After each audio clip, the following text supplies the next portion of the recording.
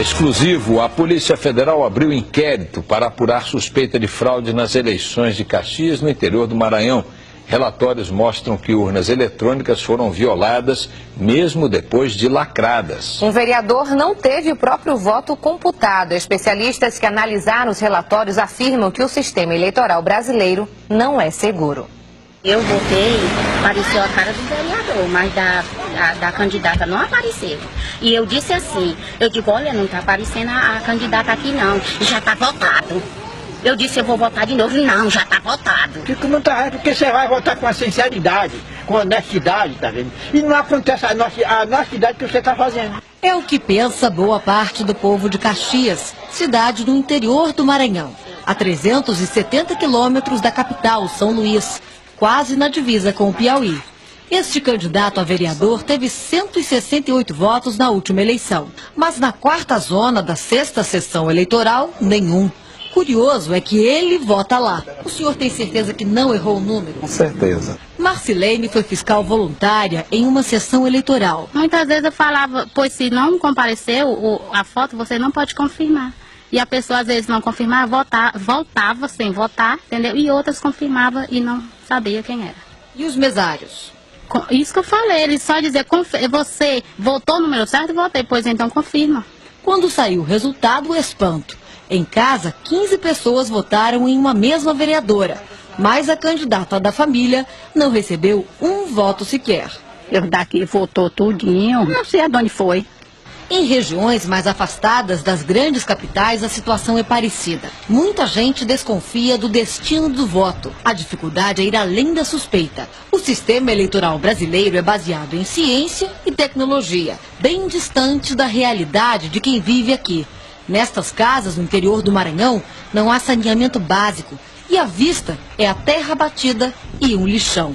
Modernas urnas eletrônicas são capazes de transformar o que se enxerga na tela em outra coisa.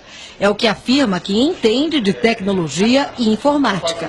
É possível você querer votar no candidato e a urna registrar que você votou em outro. Basta que arquivos programados para isso sejam colocados na urna eletrônica. Estes irmãos descobriram indícios de fraude nas eleições de Caxias. Um é analista e administrador de sistemas. O outro, programador, especialista em segurança da informação. Com permissão judicial, checaram urnas de 10 sessões eleitorais. Em um relatório, concluíram que houve manipulação dos equipamentos. A caixa preta dessa urna, ela revelou que elas foram ligadas antes da eleição em um ato totalmente estranho. Um exemplo, a cerimônia de lacre de um lote de urnas aconteceu em 26 de setembro. Em 3 de outubro, alguém mexeu nas máquinas, como mostra o documento. Para isso, seria preciso autorização do juiz, registrada em cartório, em ata.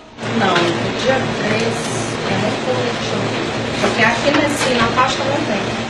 Dos 12 vereadores escolhidos em outubro, 11 são ligados ao atual prefeito da cidade, agora reeleito. Procuramos saber a opinião deles sobre as possíveis fraudes.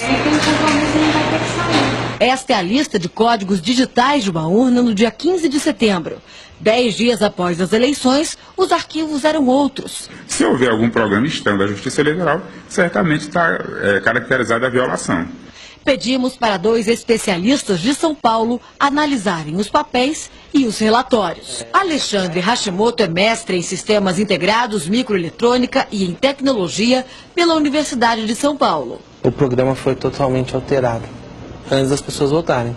Amilcar Brunazzo é engenheiro formado pela USP, especializado em segurança de dados. Desde 2000 investiga o comportamento de urnas eletrônicas. A hora que tem programa lá dentro que ninguém sabe de onde veio, eu não sei o que o programa faz. Ele pode fazer qualquer coisa, pode desviar voto, pode identificar voto, pode fazer o que quiser. Já o secretário de Informática do Tribunal Regional Eleitoral do Maranhão desvia do assunto. Formalmente esse processo chegou aqui ontem. Walter recebeu uma cópia do relatório faz 2 semanas. Tem que fazer uma auditoria para verificar. Eu recebi a incumbência da presidência que me encaminhou o relatório, eu tenho que devolver para ela. Marcamos a entrevista com a presidente do TRE, mas ela não nos atendeu. No dia seguinte, fomos ouvi-la novamente. A senhora não quer falar? A Polícia Federal já instaurou o inquérito. As urnas serão remetidas ao CETEC, que é a nossa perícia técnica, são peritos oficiais. Constatando a violação, a Polícia Federal então tentará determinar a autoria. Os que supostamente tenham violado essa urna serão indiciados. Com relação à anulação das eleições, isso caberá ao Ministério Público Eleitoral e à Justiça Eleitoral. O presidente do TSE não quis dar entrevista. Por intermédio da assessoria de imprensa, justificou. Disse que não recebeu nenhuma denúncia de partido político, juiz, promotor ou advogado. E que nem mesmo foi comunicado sobre suspeita de fraude por qualquer tribunal regional eleitoral. O secretário de Tecnologia da Informação do TSE aceitou conversar. Ele conhece o caso. A urna é inviolável? A urna, ela, pelos dispositivos de segurança que são implementados no processo, torna a fraude totalmente inviável. Se não for um erro do eleitor, o que pode ser? Nós não trabalhamos com outra hipótese. Se você fosse mal intencionado, o que você poderia fazer em 15 segundos com cada urna? Poderia me eleger presidente do Brasil. Que a reportagem da Band mostra que a urna pode ser manipulada e permitir grandes distorções no resultado eleitoral. O presidente do TSE, ministro Aires Brito, que sempre aparece na imprensa dando declarações as mais variadas, surpreendentemente desta vez não quis falar sobre o assunto de sua alçada. O Jornal da Band termina aqui, fica agora com a novela Água na Boca. Outras notícias logo mais no Jornal da Noite, amanhã às 7 horas no primeiro jornal. Uma ótima noite para você. Boa noite.